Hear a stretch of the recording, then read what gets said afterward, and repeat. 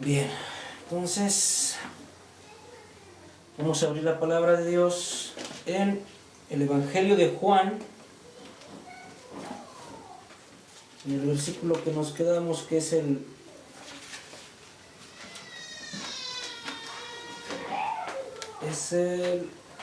capítulo 8, versículo 21. Y vamos a darle lectura del 21 al 30. Ya lo tenemos. 21 al 30. ¿Okay? Y vamos a ponernos de pie para darle lectura. Amén. Dice la palabra de Dios en nombre del Padre, y del Hijo, y del Espíritu Santo. Otra vez les dijo Jesús: yo me voy y me buscaréis, pero en vuestro pecado moriréis. A donde yo voy, vosotros no podéis venir. Decían entonces los judíos: ¿acaso se matará a sí mismo? ¿Qué dice? A donde yo voy, vosotros no podéis venir. Y les dijo: vosotros sois de abajo, yo soy de arriba. Vosotros sois de este mundo, yo no soy de este mundo. Porque eso os dije: no moriréis en vuestros pecados, porque si no creéis que yo soy, en vuestros pecados moriréis. Entonces le dijeron: ¿tú quién eres? Entonces Jesús dijo: lo que desde el principio os he dicho. Muchas cosas tengo que decir y juzgar de vosotros, pero el que me envió es verdadero, y yo lo que he oído de él, esto hablo al mundo. Pero no entendieron que les estaba hablando del Padre. Les dijo pues Jesús: cuando hayas levantado al Hijo del Hombre, entonces conoceréis que yo soy, y que nada hago por mí mismo, sino que según me enseñó el Padre, así hablo. Porque el que me envió conmigo está. No me ha dejado solo el Padre, porque yo hago siempre lo que le agrada. Hablando él estas cosas, muchos creyeron en él. Amén. Vamos a orar.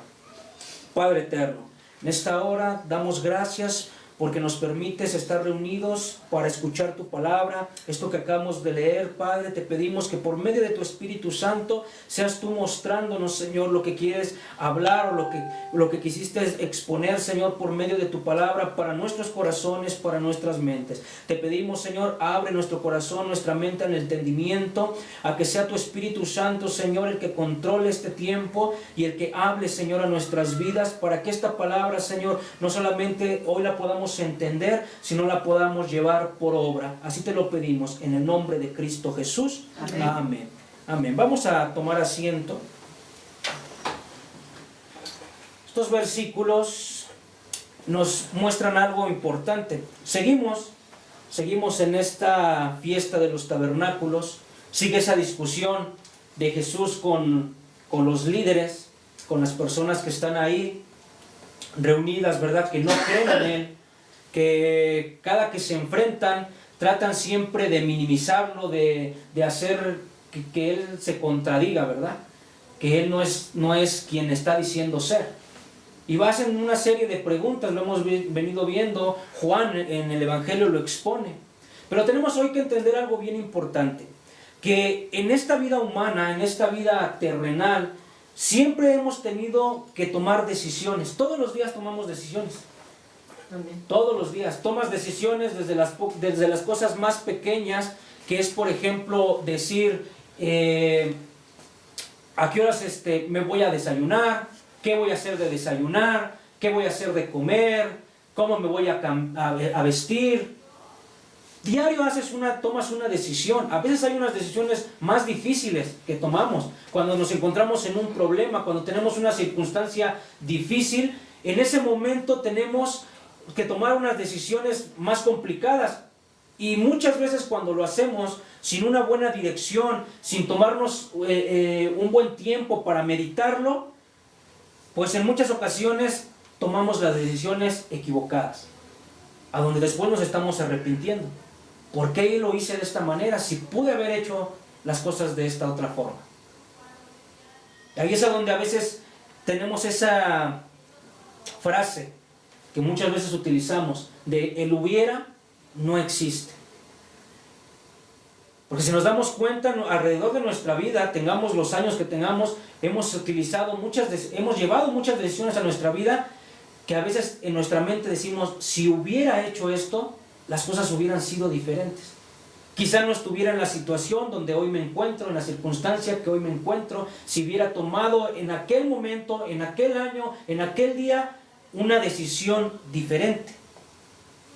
Pero hoy vamos a entender a la luz de la palabra que ninguna decisión ha sido o es tan trascendental, tan eterna y tan definitoria como la decisión que uno debe de tomar frente a la persona de Cristo. Y en esta parte, en esta porción de la Escritura, Juan 8 que acabamos de leer, Jesús está en medio de la confrontación intensa con esos fariseos, con esos intérpretes religiosos de la fe. Jesús ya les había hablado en el versículo 12 que Él era la luz verdadera. Pero ellos permanecieron en tinieblas. Jesús habló de una libertad en el versículo 32, pero ellos prefirieron su esclavitud religiosa. Ahora en este versículo del 21 al versículo 30, Cristo les está hablando de una realidad muchísimo más seria. El destino eterno que llevará a todo ser humano, que depende de la respuesta que tengan hacia Él, hacia su persona. La decisión frente a Cristo va a determinar la vida, la muerte, el cielo, la condenación. Por eso este pasaje que acabamos de leer nos advierte, nos da una advertencia, pero también nos hace a la vez una invitación.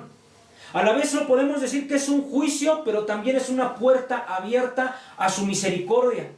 Es una confrontación directa al corazón de las personas, pero también es una puerta abierta para que puedan venir a Él. Así que hoy veremos este texto dejando que Jesús mismo sea el que nos hable y sea el que nos examine, sea el que nos llame. Vamos a ver el primer versículo. Aquí lo tenemos. Otra vez les dijo Jesús, yo me voy y me buscaréis, pero en vuestro pecado moriréis. A donde yo voy, vosotros no podéis venir. Y aquí estamos viendo algo principalmente. Jesús está anunciando su tiempo. Jesús está anunciando que Él ya se va. De hecho ya lo había anunciado.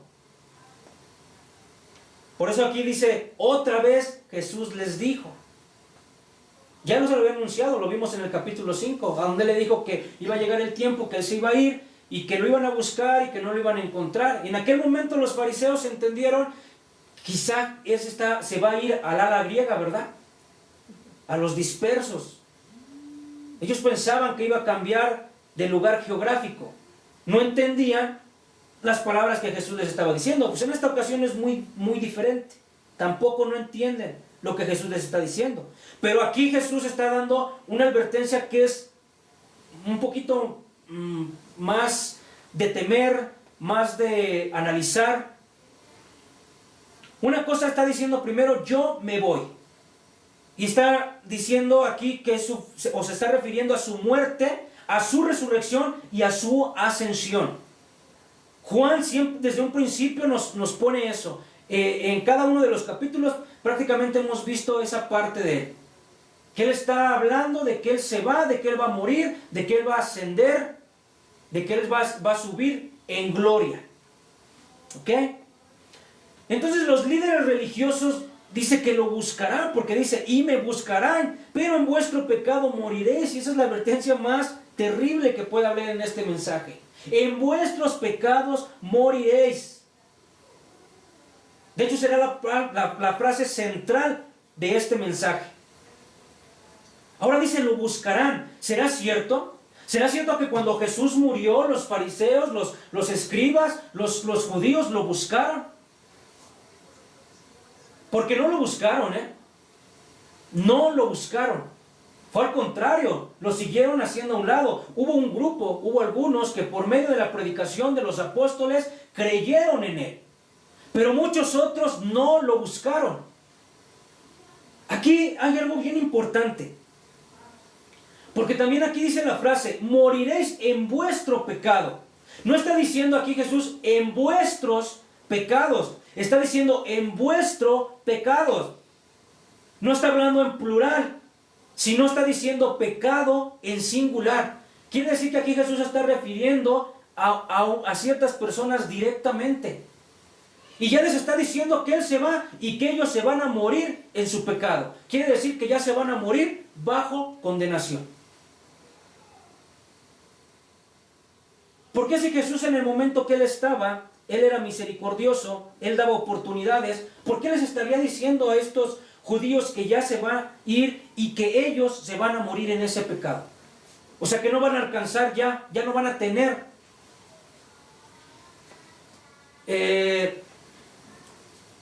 el perdón de sus pecados. ¿Y eso a qué te conlleva? A una condenación eterna. En el capítulo 5, precisamente Jesús les decía eso. También, llegará el momento que me buscarán y no me podrán hallar. Ahora, el juicio más terrible para el hombre no es una enfermedad, no es que te venga una enfermedad, quizá una enfermedad que a lo mejor hasta no haya ni siquiera cura. No es que te venga o te alcance una pobreza extrema. No es que te alcance la injusticia del ser humano. Eso no es lo más terrible para la vida humana. Lo más terrible es morir en el pecado, porque nunca vas a estar con Dios. Vas a estar separado de Dios eternamente. Eso es lo más complicado, eso es lo más difícil. Aquí no hay, en este mensaje no hay una neutralidad.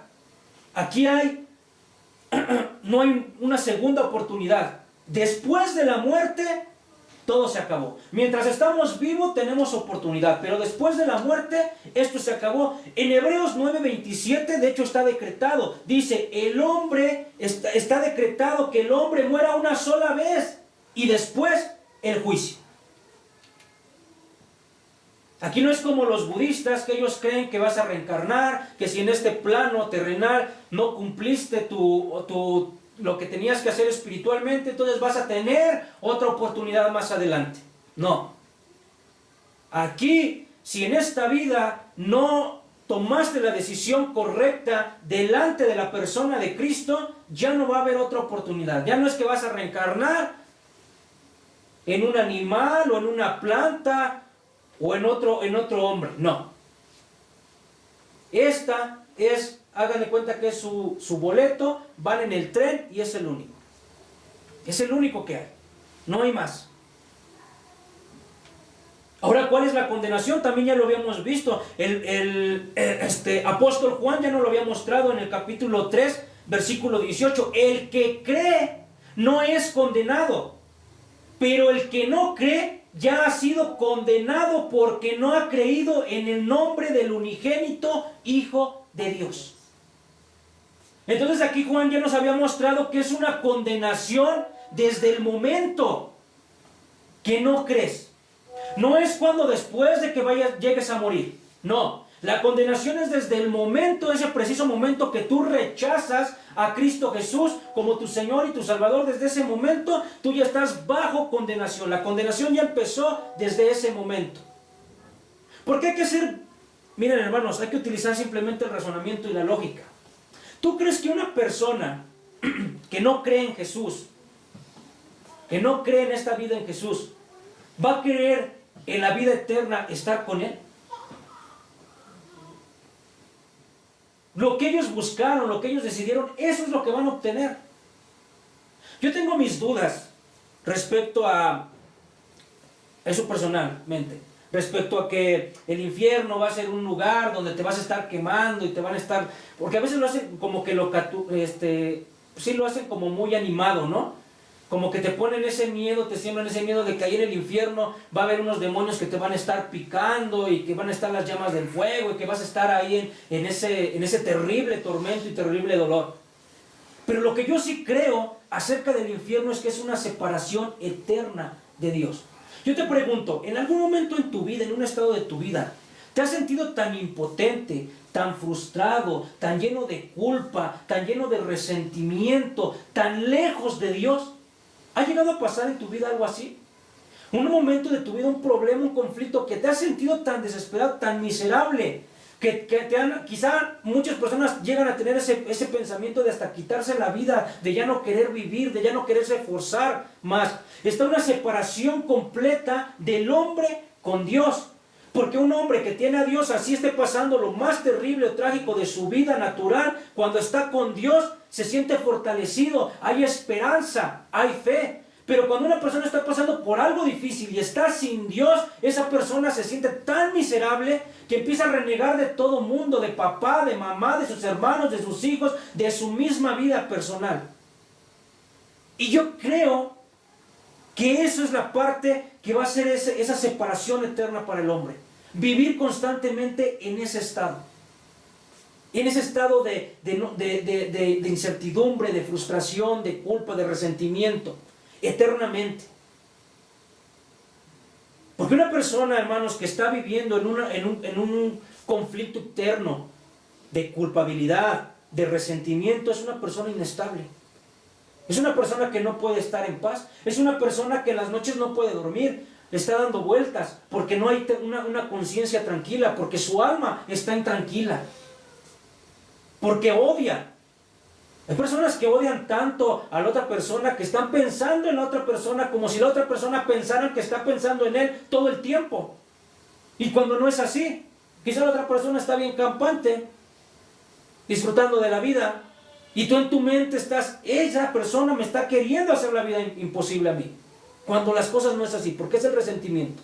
O la culpa de algo que pasó, hiciste en el pasado o te hicieron en el pasado, y esa culpabilidad no te deja vivir tu presente. Y estás con esa inseguridad, con esa culpabilidad en tu vida. Yo tengo la culpa de que esta persona sea así, o yo tengo la culpa de lo que me hicieron a mí. Y te trae frustración, te trae una vida intranquila, no hay paz, no hay dicha, no puedes estar feliz. Podemos aparentar, esto todo el mundo lo podemos hacer, pero de verdad sentirnos feliz. Fíjense, hermanos, felicidad, sentir paz, sentir esperanza, es cuando tú te encuentras completamente a solas en tu cuarto y puedes sentir que estás bien contigo mismo. Una persona que ha alcanzado eso es una persona que ha alcanzado algo espiritualmente con Dios, de tranquilidad, de estar a solas en sus pensamientos y decir, quizá no soy la persona perfecta, pero me siento bien, tengo esperanza, tengo paz, quizá no tengo la salud perfecta, quizá no tengo la economía perfecta, pero me siento bien conmigo mismo y me siento bien con Dios. Pero si tú en tu soledad es todo lo contrario, hay fantasmas en tu cabeza que te están señalando, hay fantasmas en tu cabeza que te están trayendo intranquilidad, y de hecho no puedes estar solo porque solo te sientes intranquilo contigo mismo. Entonces quiere decir que ahí hay algo que no has soltado. Hay algo que no te permite tener esa libertad en Dios. Entonces dice que la condenación es desde ese momento. Y fíjense, Jesús también explica en este versículo por qué no pueden ir a donde Él está. ¿Qué nos dice? A donde yo voy, vosotros no podéis venir. ¿Por qué no pueden ir? No es aquí porque Dios ya definitivamente les haya cerrado las puertas y diga, tú sí, tú no, tú sí, tú no.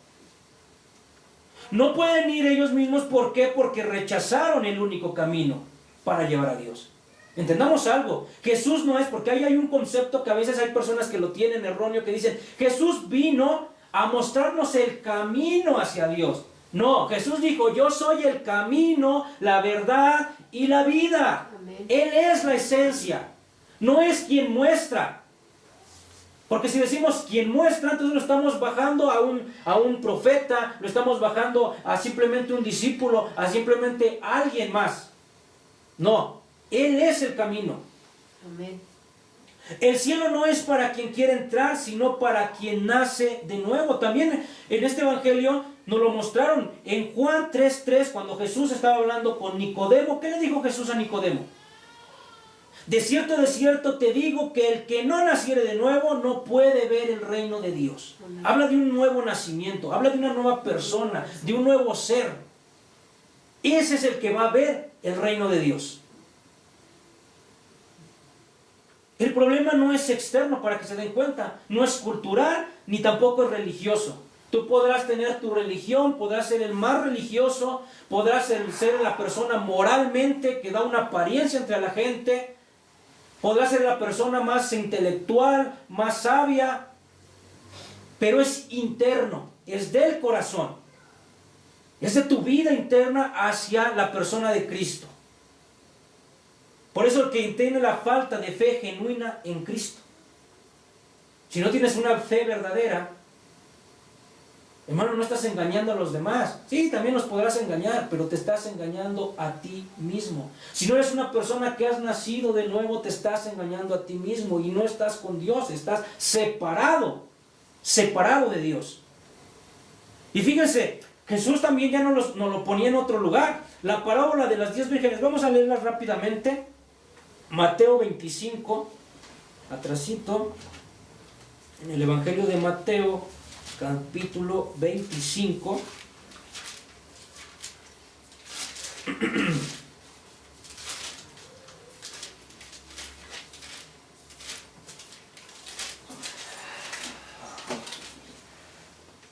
Y le vamos a dar lectura.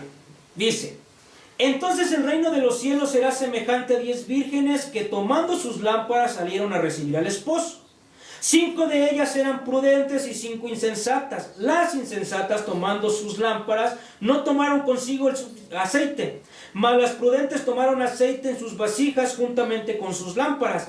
Y tardándose el esposo, cabecearon todas y se durmieron. Y a la medianoche se oyó un clamor: aquí viene el esposo, salid y recibirle. Entonces todas aquellas vírgenes se levantaron y arreglaron sus lámparas. Y las insensatas dijeron a las prudentes: dadnos de vuestro aceite, porque nuestras lámparas se apagan. Mas las prudentes respondieron diciendo: para que no nos falte a nosotras también y a vosotras, id más bien a que les vendan y comprad para vosotras mismas. Pero mientras ellas iban a comprar, vino el esposo, y las que estaban preparadas entraron a las bodas, y se cerró la puerta. Después vinieron también las otras vírgenes diciendo: Señor, Señor, ábrenos. Mas él respondió y dijo: de cierto os digo, no os conozco. Velad pues, porque no sabéis el día ni la hora en el que el Hijo del Hombre ha de venir. Amén. En el cabezado dice la parábola de las 10 vírgenes, ¿verdad? Pero fíjense lo que dijo Jesús en el principio: y entonces el reino de los cielos será semejante. Está hablando del reino de los cielos. Y aquí esta parte de la parábola, fíjense lo que nos está diciendo, que eran 5 prudentes y 5 insensatas. Todas tenían lámparas, todas esperaban al novio y todas conocían el lenguaje religioso de la boda, lo que estaban esperando, a lo que se estaban preparando. Es decir, todas tenían el conocimiento. ¿Ok? Pero solo 5 estaban verdaderamente preparadas. Y cuando el novio llegó, ¿qué pasó? Cuando llega el momento decisivo, la puerta se cierra y solamente esas 5 que estaban preparadas entran a las bodas. Y las que estaban preparadas entraron con él y se cerró la puerta. Eso es algo interesante. Las insensatas llegan después. ¿Qué hicieron cuando llegaron las insensatas? Tocaron, rogaron, suplicaron porque se abriera esa puerta, pero desde adentro se escucharon las palabras que un ser humano puede escuchar más terribles que puede escuchar. No os conozco.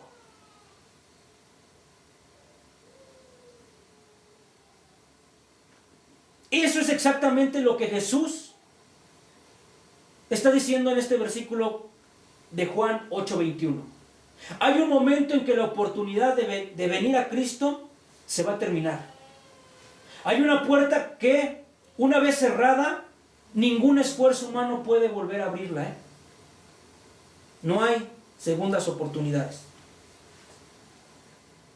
El peligro no es que la gente no quiera a Cristo. El peligro es que lo que quieran cuando ya no hay tiempo. Ese es el problema. Las vírgenes insensatas tenían lámparas, pero no tenían aceite. ¿Qué podemos decir? Tenían religión quizá, pero no tenían aceite, no estaban preparadas, no se habían despojado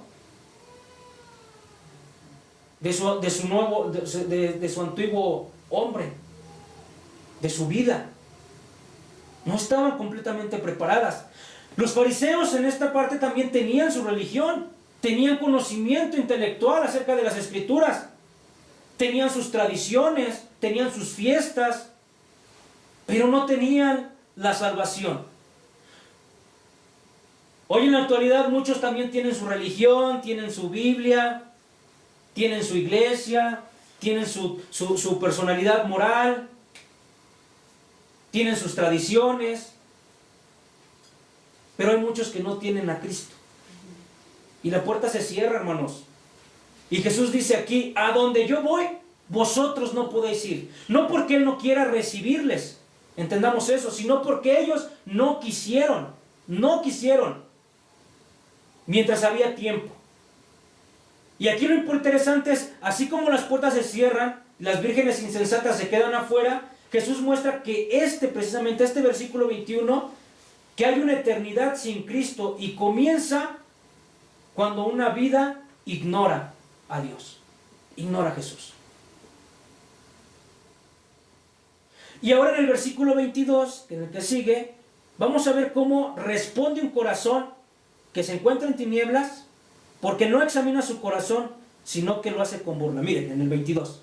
Decían entonces los judíos, ¿acaso se matará a sí mismo? ¿Qué dice? A donde yo voy, vosotros no podéis venir. Estos ya fueron más lejos, porque la otra vez en el capítulo 5 decían, se irá con los dispersos. Pero ahora ya están diciendo, se quiere quitar la vida. No estaban tampoco tan equivocados. No era que Jesús iba a quedar la vida, Jesús entregó su vida. Pero a quienes quitaron la vida fueron ellos mismos. Ellos fueron los que le quitaron la vida. Y fíjense su pregunta sarcástica y ofensiva de ellos, ¿verdad? ¿Acaso se matará a sí mismo? Las personas arrogantes, las personas prepotentes, las personas con un corazón de piedra, por lo regular son personas muy sarcásticas, personas que utilizan el sarcasmo, las palabras para ofender a las demás personas. Se sienten mejor, más intelectualmente que las demás personas. Pero lo hacen para ofender. Pero aquí, ¿a quién ofendían? Ellos lo hacían por ofender a Jesús, pero en realidad los que se estaban haciendo el daño eran ellos. El juicio era para ellos, el peor tipo de muerte. Están insinuando que Jesús estaba hablando de lo absurdo, ¿verdad? Se va a quitar la vida. Para ellos era algo absurdo. Porque también el asesinarse, el quitarse la vida, el suicidio, desde esos tiempos para ellos era algo de lo peor, ¿eh? Una persona que se quitaba la vida, atentaba en contra de su vida, para ellos era lo peor. Y como ellos tenían a Jesús por lo peor, pues por eso tenían ese tipo de pensamiento. Cuando el corazón está endurecido, incluso la verdad más brillante se distorsiona. El incrédulo no necesita más señales, necesita un nuevo corazón, como lo vimos. Y fíjense que ya esto ya también lo hemos visto en Ezequiel 36:26, dice la palabra: os daré corazón nuevo y pondré espíritu nuevo dentro de vosotros y quitaré de vuestra carne el corazón de piedra y os daré un corazón de carne. Por eso aquí Dios está diciendo, les va a llegar el momento en que yo les voy a quitar ese corazón de piedra, les daré un corazón de carne, les daré de mi espíritu de vida, para que ustedes puedan entender, ver lo que yo quiero para ustedes. Pero esas personas, esos fariseos, esos judíos, ¿por qué no les daba a Dios ese corazón? Porque ellos rechazaban y rechazaban y rechazaban cada que tenían oportunidad a Dios.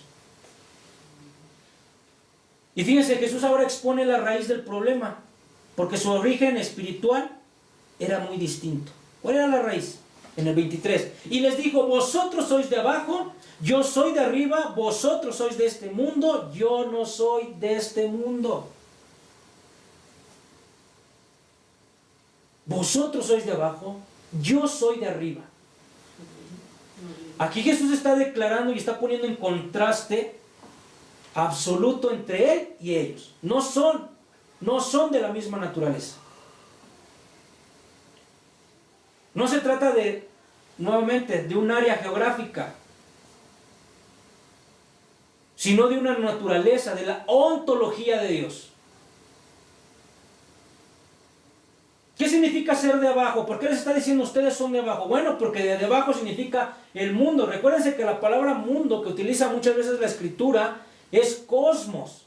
Ese cosmos habla de un sistema caído, habla de una naturaleza pecaminosa, habla de un pensamiento terrenal en el hombre. Las personas que rechazan a Jesús es porque están bajo ese sistema caído. Por eso no pueden acercarse a Dios. Por eso muchas veces escuchamos personas que dicen, yo sí creo en Dios, pero yo eso de irme allá a la iglesia, hacer ese religioso, que porque no puedes hacer esto, que porque no puedes hacer el otro, que porque no debes de hacer esto. No se les impone nada, hermano. No entras a la iglesia y se te dice, ¿sabes qué? Debes de dejar de hacer eso porque con un arma se te está apuntando. No. Se te expone la verdad. Y bajo tu juicio, bajo tu naturaleza, tú decides qué hacer y qué no hacer. Nada se impone. Las personas que dicen, yo no voy a la iglesia porque ahí esto, porque ahí el otro, porque aquí aquello, es porque quieren seguir estando bajo su sistema caído. No les interesa. Por eso ponen miles de pretextos. Por eso para ellos, nosotros somos religiosos. Ay, ¿cómo es que tú no celebras esto? ¿Sí, qué tiene de malo? ¿Cómo es que tú dices que esto no lo haces, que porque esto es malo? Eso ya es fanatismo. No. Eso es una persona que quiere agradar a Dios. Amén. ¿De dónde viene? Desde su conciencia. También no estoy en contra yo del legalismo, de esas iglesias que quieren imponer las cosas a la fuerza. Iglesias que te dicen, esto no lo debes de hacer y no lo hagas. Porque eso ya es un legalismo, y eso ya no estás dejando opción a la persona que razone o que piense. Si has estado en alguna otra iglesia, te vas a dar cuenta que a veces, yo creo que los pastores, los líderes piensan que eres una persona que no tienes intelecto, que no tienes razonamiento propio. Desde el hecho, desde que hay iglesias que están en la predicación y están en la palabra y te dicen, dile a tu hermano que está al lado, dile a tu hermano que está enfrente, dile a tu hermano que está no sé dónde. Dile esta frase, ¿no? Y te dicen la frase. Parece que estuvieran hablando con niños de kinder. Pareciera que las personas que tienes enfrente son personas que no comprenden y no entienden. No, las personas entienden. Los fariseos entendían. Las personas que hablaban, Jesús les decía, hablaban y entendían. El problema era que muchas veces lo desentendían de una forma, por así decirlo. ¿Por qué? Porque estaban en ese sistema, en ese mundo caído. No querían. Rechazaban a la persona de Jesús. ¿Y eso qué hacía? Que ellos vieran las cosas de una manera carnal y terrenal. Cuando tú estás en Cristo, empiezas a ver las cosas espirituales. Si tú dices, yo no voy a beber esto porque yo quiero agradar a Cristo, eso está bien, hermano. Si hay personas que dicen, yo no quiero beber una cerveza, una copa de vino, yo no quiero comer este tipo de comida porque eso quiero agradar a Cristo. Si es personal, tú con Cristo, eso está perfecto, porque es tú buscando tu santidad. Lo enfermo ahí, lo incorrecto es cuando tú quieres legalizar eso y porque tú lo haces quieres que todo mundo lo haga. Ahí viene lo incorrecto. Porque ahí comienzan los desacuerdos. Porque ahí puedo justificar en cierta medida personas que han llegado, han escuchado de estas iglesias y por eso no se quieren acercar. Porque dicen, es que en esa iglesia que no me puedo poner pantalón, que no me puedo poner un labial en la boca, que no me puedo pintar las uñas, que me tengo que cubrir el pelo siempre con un velo, que no puedo dejarme el pelo largo, que no me lo puedo pintar. Hay iglesias que a los hombres no les dejan ni que se dejen crecer la barba. De hecho, la iglesia católica es una de ellas en ese aspecto. Por eso sus sacerdotes no pueden tener la barba. Pueden tener bigote, pero no barba. ¿Sí se habían dado cuenta de eso? Y es porque llevan la contradicción a la iglesia católica ortodoxa, que se separaron en el año de 1554, y los ortodoxos se dejan su barbota. Entonces, cuando comienzas con esos legalismos a que tú sí, que tú no, que tú te vistes así, que tú tienes que escuchar esto, que tú tienes que comer esto, por eso hay mucha gente que se aleja. Pero no es Dios diciendo eso, es el hombre. Así que entendamos, de abajo es ese sistema, de arriba ¿qué es? El origen divino, la naturaleza gloriosa y eterna de Dios, la santidad. Cuando tú haces algo, te repito, por querer buscar la santidad, estás en lo correcto mientras sea tu persona. Tú estás buscando tu santidad con Dios. ¿Qué haces? ¿Qué dejas de hacer? Es tú con Dios. Y lo puedes llegar a hacer, ¿por qué? Porque precisamente ya estás en ese aspecto. Estás viendo las cosas espirituales, las cosas de Dios. Si estuvieras en un mundo caído, no vas a buscar santidad. Miren, hermanos, hay algo bien curioso. No sé si ustedes se lo han preguntado. Hay iglesias que piensan que tener esa guerra con el mundo caído es estar haciendo servicios que de liberación, donde se endemonian y hasta entras en entrevistas a los demonios, ¿no? Y le ponen ahí, día viernes o día domingo, servicio de liberación. Yo me pregunto, ¿cómo es que los demonios, estando dentro de las personas, para empezar, hacen que puedan ir a ese servicio? Digo, porque si esa persona está llena de demonios y el demonio lee que la persona ya leyó que el día domingo hay un servicio de liberación, ¿tú crees que el demonio va a permitir que la persona vaya para que sea liberado? Todo eso es un show. Y vemos esas iglesias y cómo están ahí los líderes y dime tu nombre y comienzan a hacerle una entrevista al demonio y cómo te llamas y cuántos son y qué quieres y qué haces, ¿no? Y que yo soy el demonio de no sé qué y inventan un montón de cosas. Ocultismo, espiritualismo metido dentro de las iglesias, como show, como parte del engaño para atraer a la gente. Nadie puede entender, amar, a seguir a Cristo mientras permanezca abajo, en ese mundo de abajo. Es necesario el nuevo nacimiento, como ya lo vimos. Por eso, esto Jesús repite el juicio, pero ahora es con más claridad, fíjense, en el 24. Por eso os dije que moriréis en vuestros pecados, porque si no creéis que yo soy, en vuestros pecados moriréis. Y aquí está diciendo la palabra interesante. Vas a morir en tus pecados. Se los está diciendo personalmente a los judíos del momento, porque no creen que yo soy. Que yo soy. Está utilizando la palabra ego eimi, que significa con la que se reveló Dios a Moisés, el yo soy. Aquí Jesús está diciendo, si ustedes no creen que yo soy, entonces morirán, no creen, morirán en su pecado. Porque algunos se recuerdan que Juan nos lo mostraba en pasajes anteriores, que algunos decían, este quizás es el profeta, este quizás es el Mesías. Pero nadie reconocía, él es el yo soy, el Hijo de Dios viviente.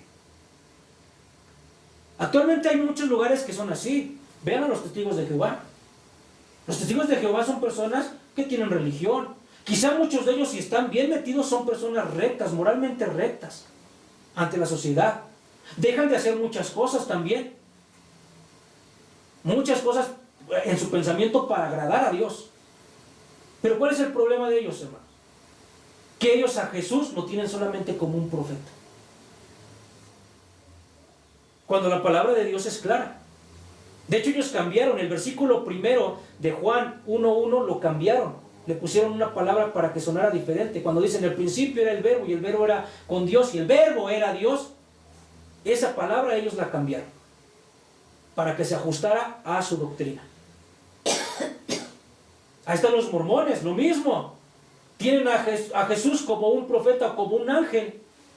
Lo bajaron de su autoridad y de su estado, que es ontológicamente. Y así como él podemos ver muchas religiones. Están los judíos también creen en Dios, creen en el Padre, creen en el Eterno. Tienen una religión, tienen tradiciones, tienen cultura. Pero no tienen a Dios. Por eso yo les decía la otra vez, yo no sé cómo ahora la Iglesia Católica, después de ese concilio ¿cómo se llamaba? Bueno, cuando estaba con Juan Pablo II, a donde dice que todos pueden llegar a Dios simplemente por creer y tener una conciencia en Él, ya quitando de un lado a Jesús. Ellos ya dicen, y por eso ya interactúan actualmente, por eso ya vemos a los papas actuales que se están yendo a meter allá a hacer oraciones con los judíos, con los ¿cómo se llama? Con los musulmanes.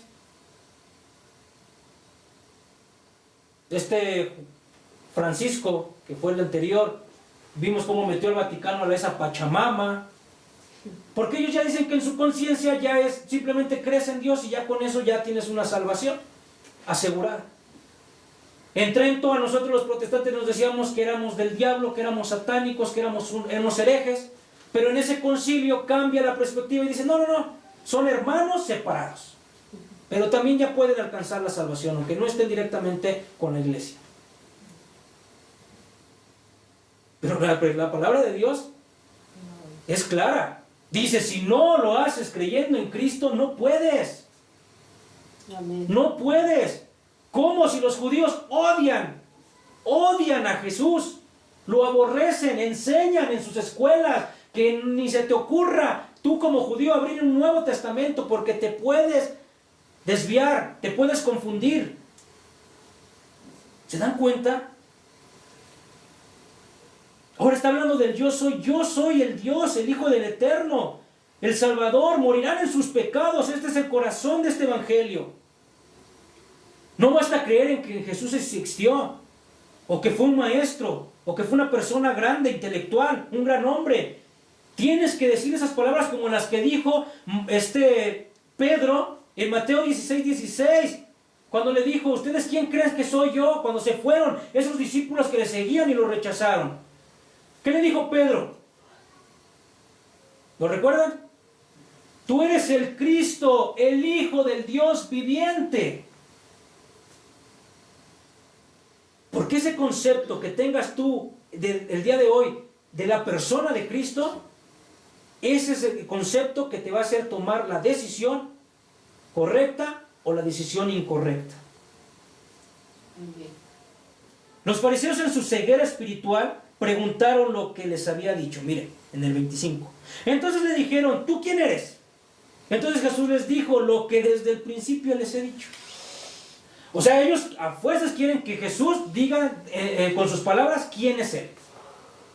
Ellos están esperando que Jesús les diga yo soy el profeta, porque acuérdense que ellos estaban esperando también un profeta, lo siguen esperando actualmente. También estaban esperando un Mesías y lo siguen esperando.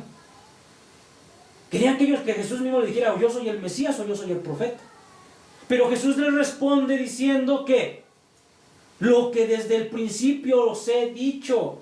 ¿En qué forma se los ha dicho? En infinidad de cosas. Aquí hemos visto desde el capítulo 1 cómo Juan nos ha enumerado. De hecho nos está diciendo, en el principio era el verbo y el verbo era con Dios. El Logos era ¿quién? Jesús. La luz, esa luz que se disipó en el cosmos, ¿sí? Que hizo la tierra, los cielos y la tierra, era Jesús.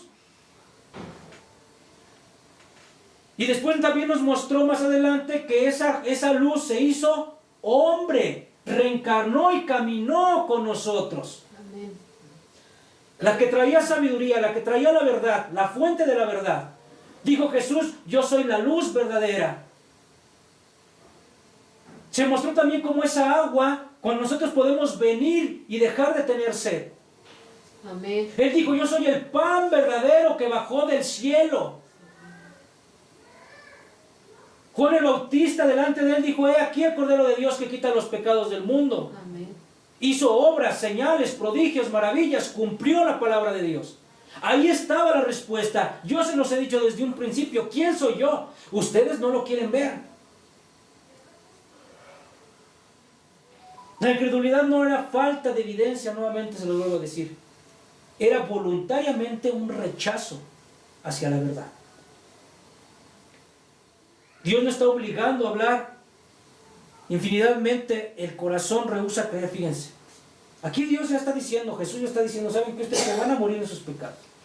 Yo ya no es que vuelva y les vuelva a hablar y les vuelva a decir y les vuelva a decir, porque también hay un momento que de tanto que rechazas a Dios, llega el momento que, mira, hay una palabra donde dice Dios te entrega al enemigo para que el enemigo venga, te tape los ojos, el corazón y ya no puedas ver más a Dios. O Dios mismo te dice,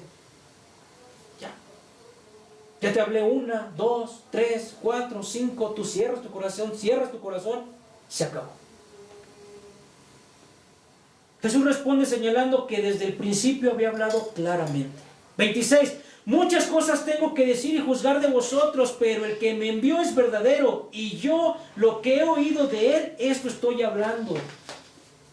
Muchas cosas tengo que decir y juzgar, dice Jesús. Fíjense aquí la cuestión, porque Jesús está diciendo, yo tengo que juzgar muchas cosas, yo sé muchas cosas directamente de tu corazón. Yo en este momento podría hacer un juicio delante de ustedes, de lo que ustedes son y de lo que ustedes están haciendo. Mas sin en cambio esa autoridad Dios me la dio. Yo estoy hablando las cosas que mi Padre me dijo que hablara. Y la voluntad de mi Padre estoy haciendo para con ustedes. Él no es un líder religioso, hermanos. No es alguien que tenga simplemente opiniones. Él es el Hijo, el enviado, el mensajero del cielo directo. Rechazar a Cristo no es rechazar una religión. Ay, yo no me voy con los cristianos. No estoy rechazando a una religión. Está rechazando ahí al Hijo de Dios, a Cristo. Rechazar a Cristo, por eso, es rechazar el mensaje del Padre. Por eso también Juan nos lo dijo en un versículo, ¿verdad? ¿Qué nos decía Juan? El que rechaza al Hijo, rechaza al Padre. Parafraseando. Rechazas al Hijo, estás rechazando al Padre. No puedes decir, yo creo en el Padre, pero quito a un lado Jesús, no me interesa, Jesús lo hago a un lado. No se puede. No se puede. Por eso mismo les estoy diciendo, esas religiones que se levantan, ahí están otras religiones, la luz del mundo también, a donde tienen a su apóstol, a un hombre más arriba que a Jesús mismo. Y así podemos hablar de infinidad de religiones y de lugares y de iglesias. Ahora Juan revela la ignorancia profunda, fíjense, en el 27. Pero no entendieron que les hablaba del Padre. Nuevamente, como ellos están en ese pensamiento, en ese sistema carnal, ellos no entienden y no comprenden que Jesús está hablando del Padre. Ellos siguen viendo las cosas naturales. Ellos siguen preguntándose de dónde es que viene este. ¿De dónde será?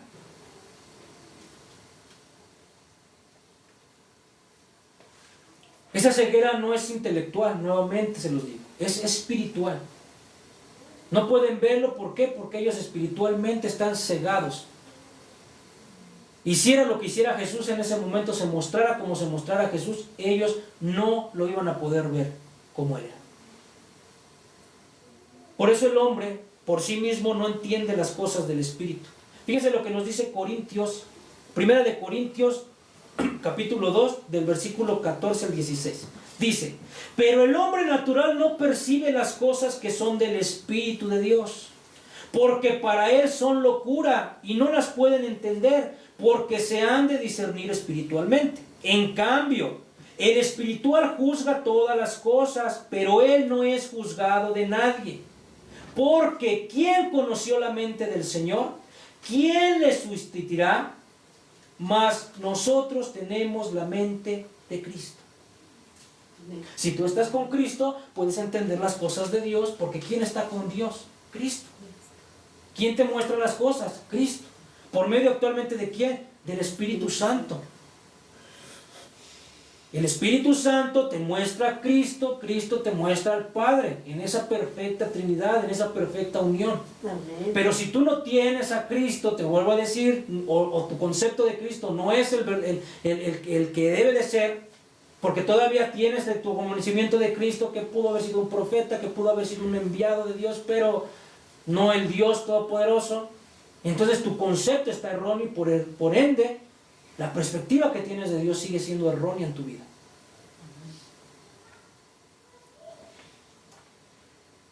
Toda la conversión auténtica de una persona es un milagro de iluminación divina. Por eso predicamos con dependencia del Espíritu Santo. No podemos hacerlo así, hermano. No puedes tú predicar a una persona. No puedes querer que una persona venga a los pies de Cristo si tú no te sometes a Cristo mismo y al Espíritu Santo. Y le deja las cosas en las manos del Espíritu Santo.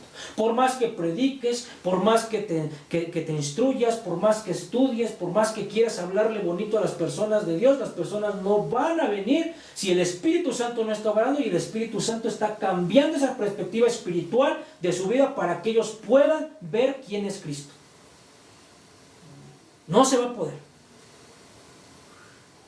Por eso antes de predicar a una persona, antes tú tienes que estar pidiendo, orando, rogándole a Dios, al Espíritu Santo, que toque el corazón de esa persona, que toque, abra los ojos de esa persona para que puedan recibir la palabra de Dios. Si no, no se va a poder. Ahora Jesús anuncia el evento que definirá toda la cruz. Fíjense. 28. Les dijo pues Jesús: cuando hayáis levantado el Hijo del Hombre, entonces conoceréis que yo soy. Nuevamente vuelvo a utilizar la palabra yo soy. Y que nada hago por mí mismo, sino que según me enseñó el Padre, así hago. Amén. Según me enseñó el Padre, así es como yo hablo. Y fíjense que aquí está utilizando nuevamente: cuando le hayas levantado al Hijo del Hombre, entonces conocerás que yo soy. Aquí levantar, pues no, primeramente está hablando de levantarlo ¿en qué? En la cruz. Está hablando de ese levantamiento en la cruz. La crucifixión será la mayor revelación de su identidad divina. La cruz, su amor, su obediencia, su poder y su gloria quedarán en exposición abierta a través de esa cruz cuando Él murió. Cuando Jesús dice: cuando hayas levantado al Hijo del Hombre y conoces que yo soy, está recordando que lo habían declarado, lo que había declarado, anteriormente. ¿Recuerdan? En Juan 3, cuando estaba hablando con Nicodemo también, ya había declarado esto, similar. ¿Qué le dijo a Nicodemo? Así será necesario que el Hijo del Hombre fuera levantado, ¿verdad? En la cruz, el ser levantado. ¿Recuerdan cuando le dijo: así como Moisés levantó esa serpiente, así es necesario que el Hijo del Hombre sea levantado? También vimos eso. Está ofreciendo el único remedio para el pecado, para la salvación del hombre. Pero esa revelación que hoy salva, un día será una revelación que juzgue. Y esto es lo que tenemos nosotros que tener cuidado. Porque llegará el momento en que ante este mismo Cristo exaltado, toda rodilla se doblará y toda lengua confesará que Él es el Señor. Así lo dice en Filipenses 2, del 9 al 11. Amén. Toda rodilla confesará que Él es Dios. Toda. Pero ¿sabes cuál es el problema de esto? Gloria al Señor, ¿verdad? Porque todos van a reconocer que Él es el Dios, el Todopoderoso. Amén. Gloria a Él. Pero el problema de este pasaje es que para muchos ya va a ser demasiado tarde. Lo van a reconocer porque Él ya viene en gloria. Miren, hermanos, muy desde mi punto de vista también particular, hay varias doctrinas acerca del fin del mundo. Una que se mueve y es más popular entre las iglesias pentecostales, carismáticas, evangélicas, es el dispensacionalismo, que habla de la venida de Cristo, pero primero la venida de un anticristo, y después viene Cristo, y después Cristo rapta a la iglesia, y luego la iglesia queda allá en unas bodas del Cordero durante un tiempo, y después Cristo viene a la tierra, se va a instalar en el nuevo, en la nueva iglesia que le van a hacer en Jerusalén, va a gobernar por 1000 años, pero en esos 1000 años que va a estar gobernando Cristo junto a su iglesia, hay muchos otros que comen, beben y hacen lo que quieren y rechazan a Jesús, y después de ahí viene el juicio. Esa es la más popular, bueno, de un tiempo para acá. Yo en lo muy particular, mi idea es que Cristo viene y se acabó esto. Nada de que viene esto, que viene el otro, que no. Cristo viene por su iglesia y viene el juicio y esto se terminó. Nada de que haya otra segunda oportunidad, nada de que Cristo viene y hay la oportunidad para que los judíos y que no sé qué y el pueblo de Israel vengan a sus pies. No. Tomaste la oportunidad en el momento, la tomaste. Por eso dice esta palabra en Filipenses, que recuérdense que cuando Cristo venga, ¿quiénes van a ser primero los resucitados? Levantados, los muertos en Cristo, pero también los muertos que no murieron en Cristo. Todo el mundo va a ser levantado y todo el mundo va a ver la gloria de Jesús, y por eso todo el mundo se arrodillará y confesará que Él es el Señor. Amén. Pero ¿qué crees? que los que murieron en Cristo, aún que mueras en Cristo o mueras en Cristo, vas a estar delante de Él en un juicio. Pero con los que murieron en Cristo tienen la esperanza de que después de ese juicio, pásale, te conozco, sé quién eres. Pero los que murieron sin Cristo y aún los que estaban vivos y sin Cristo, esos Dios les va a cerrar la puerta, el juicio, y les va a decir, yo no los conozco. Se acabó. Y eso es lo que verdaderamente tenemos que considerar. Hermanos, la cruz no es un símbolo cristiano. No es que aquí voy a poner una cruz bien bonita, o la voy a traer aquí de mi cuello. La cruz no es un símbolo. La cruz representa la majestuosidad de Dios porque es la muerte, la resurrección y la ascensión en gloria de nuestro Señor Jesucristo. Amén. Eso es lo que representa para un cristiano la cruz. En el lugar donde Dios mostró que Cristo era verdaderamente el yo soy. Por eso les digo, cuando me levanten, en el 28, ¿verdad? Cuando me levanten se darán cuenta quién soy yo. ¿Por qué? Porque después de que resucitó, hasta sus apóstoles, que cuando lo estaban levantando en la cruz, andaban por allá huyendo, escondiéndose, temerosos. Cuando Jesús se les aparece ya resucitado, es a donde comienzan a entender quién era verdaderamente Jesús. Y por eso ese cambio tan drástico. Allá Pedro escondido, porque lo negó 3 veces, ya no quería saber nada. Ah, pero ¿qué tal cuando le dijeron, Jesús ha resucitado? ¿Qué hizo Pedro? Corrió como loco, hasta ver que la tumba del Señor estaba vacía. Y cuando se les aparecieron, entonces Pedro cambia completamente su vida, hasta ese primer discurso que da, lleno del Espíritu. Bueno, en ese momento todavía no era lleno del Espíritu Santo. Bueno, sí, ya era lleno del Espíritu Santo. Pero, ¿qué hace? Cambia y transforma los corazones de las personas. Que más de 3,000 corazones en ese momento creen en nuestro Señor Jesús. Y eso es lo que tenemos nosotros también que hacer, hermanos. Jesús termina recordando que todo lo que hace perfecta unidad con el Padre. Fíjense en el 29. Porque el que me envió conmigo está, no me ha dejado solo el Padre, porque yo hago siempre lo que le agrada. Amén. ¿Se dan cuenta? Jesús, siendo hombre, también siempre buscó agradar a Dios. Teniendo las mismas luchas que nosotros, hermanos. Él siempre agradó al Padre. Muestra esa perfecta comunión que tuvo Jesús con el Padre, cómo caminó Cristo con Él, que no anduvo solo, que anduvo caminando con Dios. Y así tenemos que ser nosotros. El mensaje termina con un fruto inmediato. ¿Cuál es el fruto inmediato? Hablándole estas cosas, muchos creyeron en Él. ¿Se dan cuenta? Cuando tú estás con Dios, cuando tú expones la palabra de Dios, no hay neutralidad, va a dividir. La palabra de Dios va a dividir.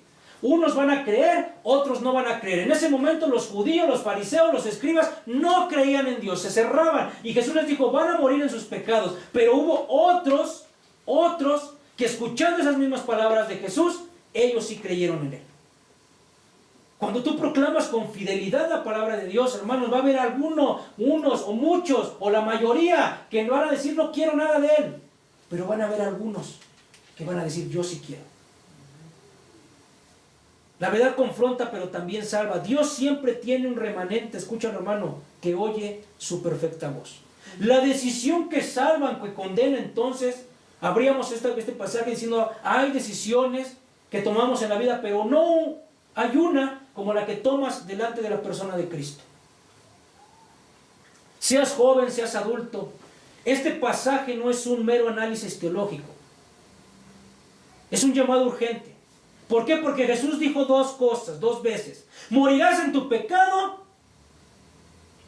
si no crees quién soy yo. Que yo soy. No es una amenaza, no es un acto de misericordia. Es Cristo diciéndote hoy. No quiero que te mueras en tu pecado, quiero que tú vengas a mí. Quiero perdonarte, quiero darte vida eterna. El pecado que te lleva a la muerte, la religión no te salva, la moralidad tampoco no te va a salvar, las tradiciones tampoco no te van a salvar, tu propio corazón tampoco te puede salvar. El único que te puede salvar es Cristo. Amén. Solo su sangre, solo el yo soy. Hoy mientras escuchas esta palabra, no lo endurezcas tu corazón. No esperes otro día. No esperes que sea algo mejor. Esta puede ser la última vez que Cristo te llame con tanta claridad. Ven hoy a la luz de Cristo, arrepiéntete hoy, cree hoy, ríndete hoy. Porque la decisión respecto a Cristo va a determinar tu eternidad. Y ahí viene. Aceptar a Él es la decisión que salva, pero rechazarlo es la decisión que condena. Ponte de pie.